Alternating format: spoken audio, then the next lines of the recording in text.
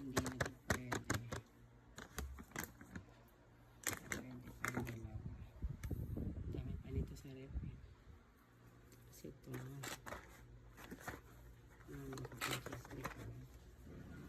pwede pa yung mga beans natin. Pwede pa ito. 2025 pa ito.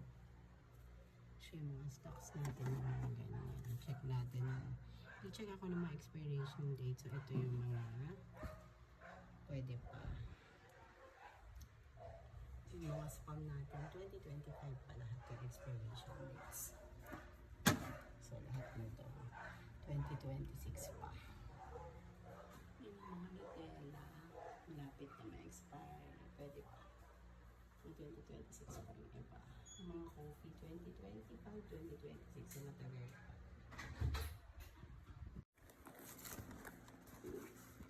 Ito, hindi pa naman yata expired to. Itong tea, expired na yata ito. Ito, hindi pa. Ito, expired na to. Ito, expired na rin to. Ito, expired na to. Ito, Cheerios, expired na. Ito, Goldfish. Favorite ni Kat to, bagong dating. So ito, hindi kami na-expire ng ganito. Kasi favorite ni Kat yan, na baon. So ito na nga yung pinagkainan niya. This one naman, hindi pa siya expired.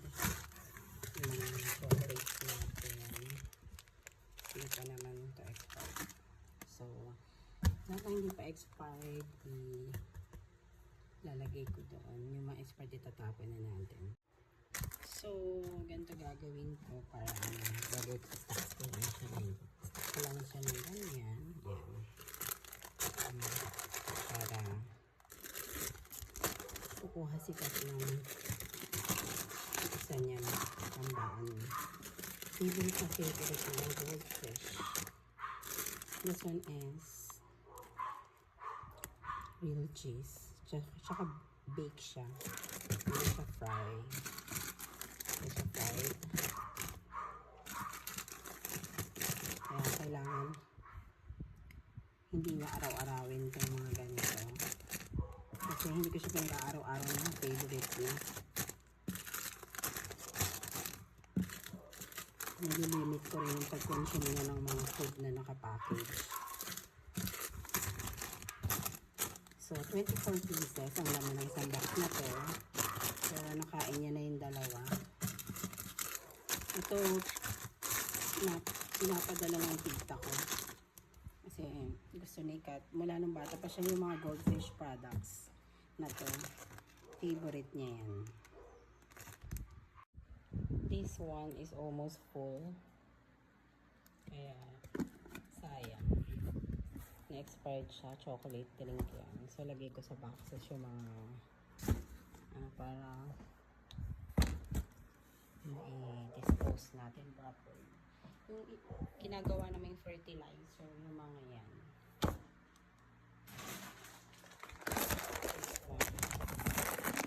Also, haricots. Kasi may mga haricots naman ako na nakalata. At meron din yung mga nakapackaging hindi ganito. So, yun. Like this one. Kailangan may mga stocks ka ng ganito. So, yung mga Italian soup. Ito naman, lentils yan of different colors. Ang lasa ng lentils ay parang munggo natin. But yung mga mini, I don't know how to pronounce this. Mga split pea. Or sometimes it's minestrone or minestrone. I think minestrone ang tawag dun sa mga Italian soup na mga ganito. Masasarap yun. So, parang mix din siya ng mga ganito. Mga ganyan. So, marami akong stock nito. Yan. Iba-iba siya. So, in Italian, I think they call it minestrone. I don't know how to pronounce it. So, ayan. Ito naman, hindi siya, for me, parang hindi naman siya na-expired. Kasi tayo ngayon, mga munggo natin, mga ilang taon na yun sa tindahan, nakakain pa rin natin. So, ito naman, wala naman yung expiration. So, may mga stocks ako nito. So, niluluto ko siya, hindi naman everyday. Pero, masarap na alternative din natin sa munggo. Hindi lang munggo yung mga niluluto ko iba-iba. And this one is a different kinds of lentils. Different colors actually. And this one talaga, ang lasa talaga. Walang pagkakaiba ng lasa ng ating munggo. So this one is my favorite. Ni-stock ko yan.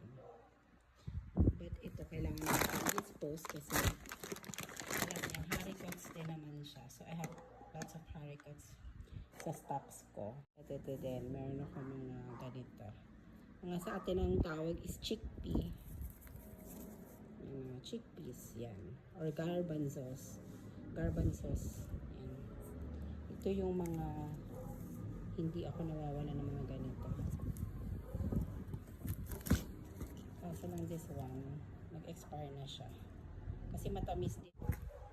So, ito, expire na rin ito. So, tama natin. Ginagawang fertilizer ito ni Eric.